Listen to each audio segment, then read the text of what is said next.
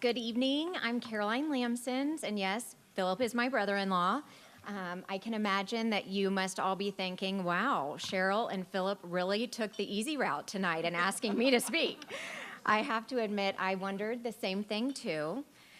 I feel as though tonight I am in a room speaking to an audience that has been touched by camp. So if you'll indulge me for a moment, if you went to Anytown or camp community, please stand up. If your own child or children went to camp, please stand. If you've sponsored a child that has gone to camp, stand up. I knew I was in good company.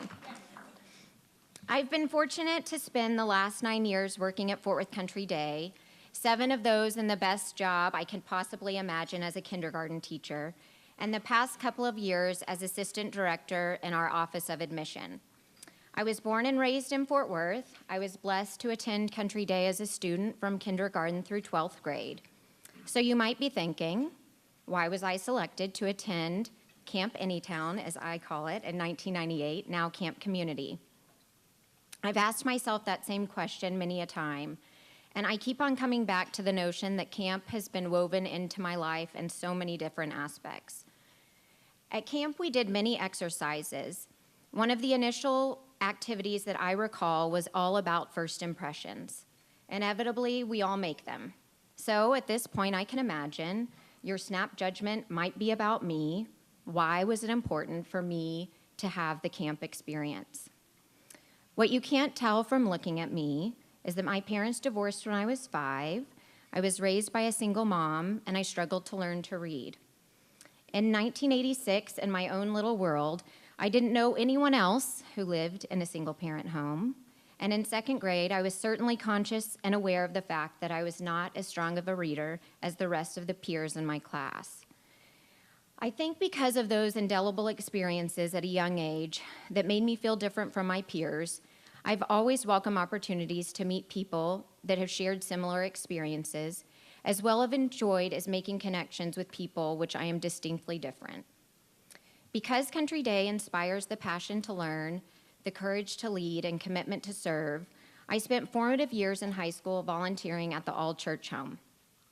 It's a pillar in our Fort Worth community whose mission is to protect children from abuse, neglect, and family separation, and to help children overcome these things when they do happen. Again, the camp experience furthered my calling to stand up for others who are underrepresented or misunderstood. Through that experience, I knew that I was meant to be an educator. I headed south to the University of Texas, which had a beautiful tapestry of all different walks of life, and in many ways, Camp Community had prepared me for that. There, I earned my degree in Applied Learning and Development, and upon graduation, I luckily landed at Westcliff Elementary in Fort Worth ISD, an exceptional Title I elementary school. In many ways, I think I became an early childhood teacher because we have such a significant impact on shaping the heart of a child. Just as Camp Community promotes mutual understanding and mutual respect among people, I aspired to do the same in my classroom. After 3 years back in Fort Worth, my hometown, I knew it was time for me to spread my wings and experience something totally out of my comfort zone. Cold weather, charter school education, and Midwestern culture were all ahead of me as I followed the better-looking brother, as Frank refers to himself as, to the Windy City of Chicago. One laugh, I can put it in my corner. Nothing could have prepared me for teaching in inner city Chicago. It was on the South Side that for the first time in my life, I was a numerical minority as a white person.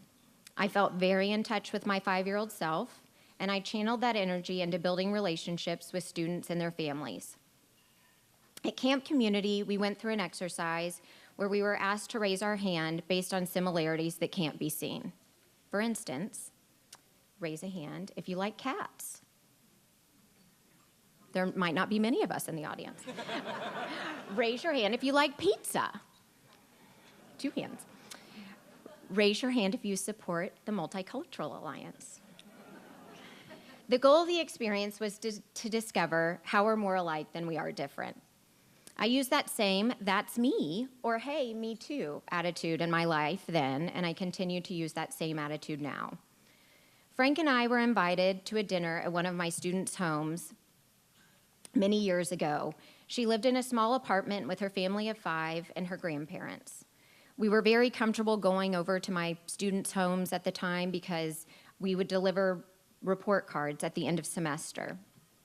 So we walked in that night and we learned how to make homemade tortillas, and we wrapped tamales with a family that someone might think that we have nothing in common with. And to this day, it's an evening I've never forgotten. The warmth in the kitchen was not only from the large pot of tamales that was being made, but also from the warm welcome that they extended our way. On another occasion, my colleague asked us to join him for church. And again, we drove to the south side of Chicago, and we walked into an all-black church, which probably to this day is one of the most spiritual ceremonies that we have ever attended. The pastor preached many amazing words, but I'll never forget, he said, "You see my glory, but you don't know my story." And he said, "You see my stars, but you don't know my scars." Frank and I have championed that mantra during many of life's unfortunate situations. And I truly don't think that we would have been extended those invitations or accepted them if we didn't believe that our differences make us more of who we are, not less. That's a message that's reiterated time and time again at camp.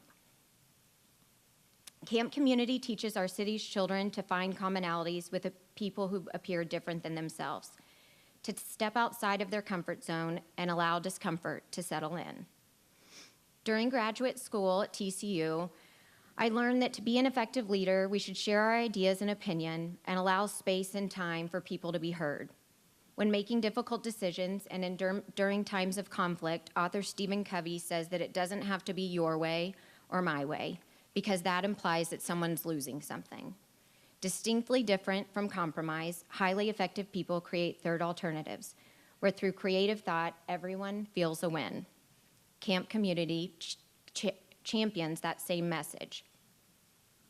Finding myself back in Fort Worth almost 10 years ago now, I think back to my 29-year-old self and my beautiful classroom at Country Day. I spent the summer before I started teaching there preparing for my students and planning. And upon entering my classroom, I started opening the cabinets, preparing to get organized. In the cabinets, there were markers, pencils, crayons, all the supplies that for so many years I had been buying for my students. I began to cry. Frank and I had bought coats and gloves for our kids in Chicago. I always had food in my drawer in case a student came to school and missed breakfast, even though we served it at school, to make sure that their basic needs would be met before we started the academic day. I found myself again in a place where when much has been given, much will be required. I'm proud to say that Country Day's board unanimously passed a diversity and inclusivity statement in 2017 with the help of Cheryl, and continues to make playing an integral role in the community a priority, as always wanting to expand our access and diversity. I asked one of my oldest friends, Ann Russell Thompson, who went to camp with me. She's now a mover and a shaker in Washington, D.C., and I asked her about her sentiments about camp. She too accounts the experiences as life-changing and transformative. And she said, shouldn't everyone have the opportunity to experience camp community? She commented that those who likely need it most are least likely to experience it. She said by no means is she a better person than anyone else because of her camp experience, but she can attest that she's a better person than she would have been because of it. I spent most summers throughout my childhood at Blue Mountain Ranch, a summer camp in Colorado. And the founder of the camp, Coach Bill Allen, always recited a poem on Church Hill underneath the Colorado starry sky, and I thought I'd share a little portion of it with you tonight. It's titled "The Guy in the Glass." When you get what you want in your struggle for self, and the world makes you king for a day, just go to the mirror and look at yourself and see what that man has to say. For it isn't your father or mother or wife who judgment upon you must pass, the fellow whose verdict counts most in your life is the one staring back at the glass. He's the fellow to please, never mind all the rest, for he's with you clear up to the end, and you've passed your most dangerous and difficult test if the man in the glass is your friend. You may fool the whole world down pathway of life and get pats on the back as you pass, but your final reward will be heartache and tears if you've cheated the man in the glass. The poem has been a constant reminder to me to live intentionally. We can all do our part and go out into our daily lives. We can seek ways to make connections with one another. We can be an advocate for someone. We can sit in discomfort. We can find acceptance. We can create safe places for our youth. I hope that you will join me and take Camp Community with you into your daily walk. And then maybe, like my dear friend Ann said, just maybe, everyone will experience part of camp.